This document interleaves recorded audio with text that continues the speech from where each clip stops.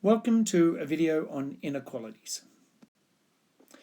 So firstly, we're going to have a look at the symbols and their meanings. So the first symbol is greater than, and the second symbol is less than.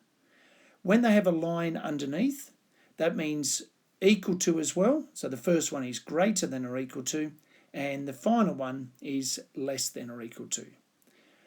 So if we just put them into context using an example, so x greater than 7, that means all the numbers that are greater than 7. And y less than or equal to minus 2 means all the numbers that are less than or equal to minus 2. When we graph on a number line, we just draw a line and we put the value in.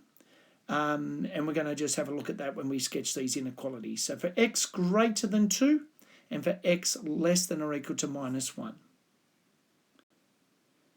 Now, firstly, when we do x greater than, so if it's not equal to, you need to put an open circle on the number. So for x greater than 2, you put an open circle on the 2, and then you have an arrow that points to all the numbers greater than 2. So that points to the right.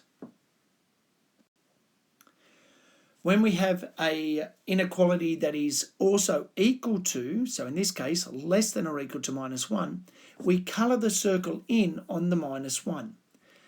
And then we draw, because it's less than, we then draw the arrow to the left. They're all the numbers that are less than or equal to minus 1.